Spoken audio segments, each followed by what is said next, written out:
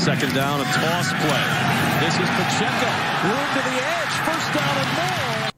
19-yard gain here for Rutgers on a pitch left. Left guard is going to take Monet one-on-one. He does a pretty good job. Then you're going to have the right guard and the right tackle blocking down. This right guard is actually going to look to get to the second level and seal off Bush here. Bush is actually going to be a little bit too fast and already flowing to the play, but that's the assignment there for those guys.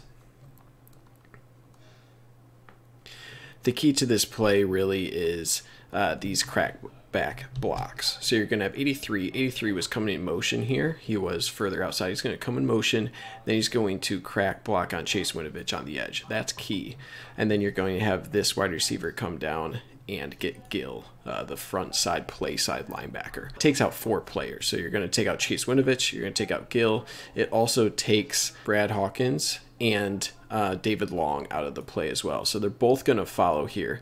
The issue here is Brad Hawkins is actually going to follow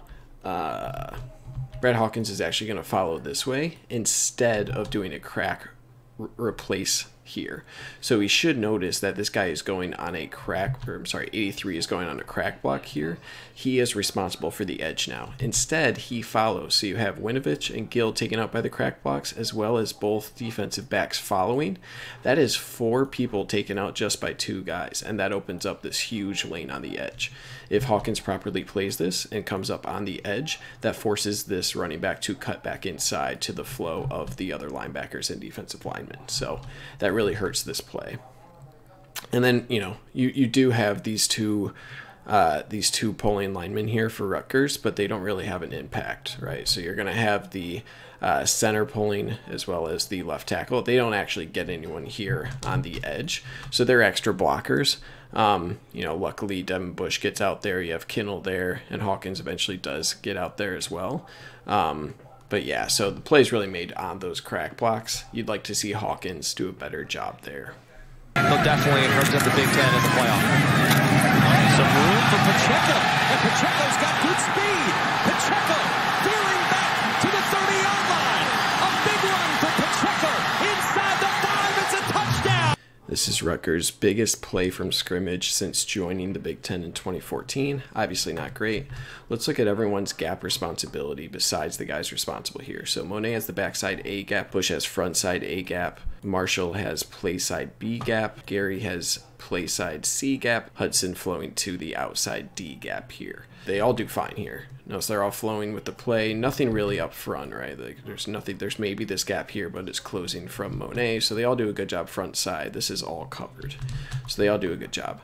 Obviously, you see this giant hole for Pacheco, and that's 2 players here. So you'll have Gil responsible for this backside B gap that's behind, or that's between this guard and tackle. What you're going to see is he flows way too hard to his right. So that's mistake number 1. Since he flows way too hard to the right, look where he is. He's already exactly lined up with where Monet is in the A gap. That leaves this gap for the running back. And also notice Chase Winovich, he's already going to the sideline. His eyes are on this end around action instead of keeping his eyes in the backfield. If he kept his eyes on the ball in the backfield, didn't react until he knew where the ball was going, he'd still probably be planted here and have a chance to force the running back back inside. Instead, he reacts way too hard this way. That gives Pacheco way too much room and a huge gap there. Another mistake, Blackshear here. He actually came in motion across before going on this end around action. Messes with the responsibilities of Hawkins and Kinnell. We're going to see Hawkins here, given that he's on an end around, this is going to be Kinnell's responsibility to come up and guard this end around, which he does. The mistake is that Hawkins needs to drop back where Kinnell is now at the center of the field. What you'll see is Hawkins is just pointing right now. Ball's already moving. Hawkins is nowhere near where he needs to be here. So he's late reacting here. He also takes a poor angle. Once he realizes the ball's here, he takes a poor angle here instead of dropping back a little bit. He doesn't mitigate the play, bad angle, and he gets flat out outrun. And that's a touchdown for Rutgers. Up top, it's the Wildcat formation with Blackshear getting the snap, and Blackshear with some speed. That's a 19-yard run here out of the Wildcat. Play design for Rutgers is a zone block here from the offensive linemen. They're all going to be slanting down here to their right. You're going to have the center and the left tackle reaching out to the second level. So this left tackle will reach out to Gil. Center is going to reach out for Bush. They do a good job. They're aided by Gil's misplay here. And then you're going to have this H-back coming across the formation. He'll pick up the outermost defender here for Michigan.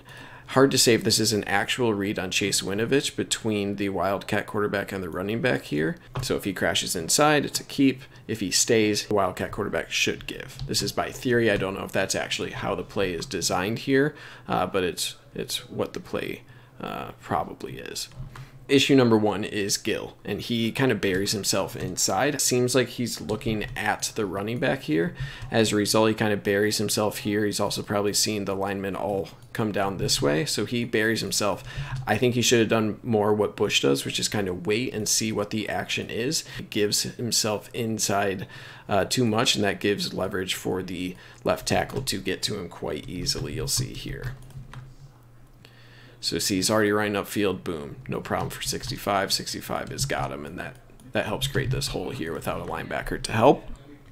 Issue number two I have is I think Winovich crashes inside too hard. Now, maybe he sees the slant away and he has to deal with this guy coming across, but I think if he keeps his hips square here, keeps his hips upfield and just kind of shuffles down the line, he's better suited to defend both, right? If he gives to the running back, then he has any bounce that comes here. If it's a keep, then he's ready to react in whatever way it's a keep. So I don't know exactly why he's running so hard down the line of scrimmage here, but that gives this gap now for the keep. Since he came down very hard, that's likely why the Wildcat quarterback kept it, and he can go right outside of him because of how hard Winovich crashed down. The rest is just speed from the running back here. And that's 19-yard gain. For the Gophers. Sidkowski to the sideline. One of the very few successful passes for Rutgers here. Rutgers keeps in 5 to block 4 rushers for Michigan. So 1, 2, 3, 4, 5. Couple things to note here on the edge. You're going to have Gary chuck this tight end, and this guy just kind of goes flying off of Gary, so that's a good job. And it looks like Winovich is kind of doing a similar thing here, and he's kind of waiting out here, given the number of screens that Rutgers was running against Michigan to mitigate the defensive line. I'm thinking they probably told Winovich, hey, wait up, watch the screen, don't come upfield too quickly. So no one really gets a good rush because of that. You know, defensive tackles don't really get in at the time of the throw. You know, Winovich is only now starting to pressure, and Gary is as well after he shucked this tight end who's only now starting his route. So quick throw plus the play of the defensive line doesn't allow for pressure really. I'm going to have identical routes here on either side. So you'll have on the outermost receivers running these deeper out routes for both of these guys. And then on the shallower tight ends, you're going to have them kind of a shallow out route. So they're all running the same routes, just kind of a deep, shallow approach here. And then out of the backfield, this guy's, I think, just going to be running a spot route here in the middle. You know, not sure exactly what the coverage here, but it's obviously zone. It looks like Sidkowski is looking at Brandon Watson the whole time to see how he reacts to, you know, this deep versus this shallow. Given the spacing of Watson on those routes, that's going to determine what is open. So Watson probably is a bit too far forward. That allows this gap for this throw just over his fingertips to this wide receiver. You know, it takes a pretty perfect throw to fit it in that window. So, you know, not the end of the world. That's going to happen. A good throw will always be good defense. But you probably would like to see Brandon Watson drop a little bit further back in that zone. And, you know, give him credit. It was a good throw and it was a good catch. 3rd and 11. Blackshear the carry. Blackshear a little crease. And 17-yard run for Blackshear here. So you'll notice 86 is actually coming in motion from left to right here. It seems like this kind of messes with both Kinnell and Hudson, who are both kind of reacting to this motion. You'll see when the play starts, they both initially go this way with the H-back who's going to cross back the formation to block on the edge here. So I think maybe they're overreacting to the potential keep for the quarterback off the edge here, especially because Chase Winovich is going to shoot upfield and take on this H block here. So given that, if it is a true read, this quarterback would keep it to the outside. That being said, you'll see here, I'll play it. So there goes the H-back, and you'll see both the initial action of Kinnel and Hudson are this way, with Chase Winovich going straight towards this H-back. So maybe given that Winovich is doing this, that's why both their action are this way, but this frees up this edge over here. So I think it's likely a misplay by one of Kinnel or Hudson. Hard to say which one. Top of the screen, all these routes from the wide receivers are just to get these defensive backs out of here. They actually do a good job. Notice how the defensive backs are all in pass coverage. That opens up a big lane here. So mission accomplished there. Devin Bush is going to properly read it, and he's going to be scraping down to the left following where the running back is going to go. But this guard actually does a good job and gets to the second level and blocks off Devin Bush for a bit there. So that's just enough. And then finally, 3rd and 11, you have Josh Uche in here as a pass rush specialist. So he's going to try to kind of cut inside on a pass rush here. But the tackle does a good job to get around him and get his outside shoulder to his inside. So he works around here. Notice now you're lost on this run. You give a lot of room for the running back Blackshear here. So it's a good job by Rutgers attacking the pass rush specialist, and it's a good job by their right tackle actually sealing that edge. So you'd like to see Uche do a better job. You'd like to see, I think one of the safeties probably busted there. I think it's just a better play design than reaction by Michigan though. High school coach who was the defensive coordinator at North Carolina, among others, defensive backs coach in Nebraska, played at Nebraska. As Blackshear breaks a tackle. Clever play design for a 14-yard reception from Blackshear. 5 on the pass rush here. Gary and Dwumfort kind of going inside here. Winovich on this edge, just one-on-one with a speed rush he'll go with off the edge. Hudson here actually coming off the edge. His goal is to get this tackle to bite outside, and that would hopefully free up Bush here attacking this B gap between this guard and tackle. This running back actually does a good job noticing this pressure. He'll come across and pick up Hudson here.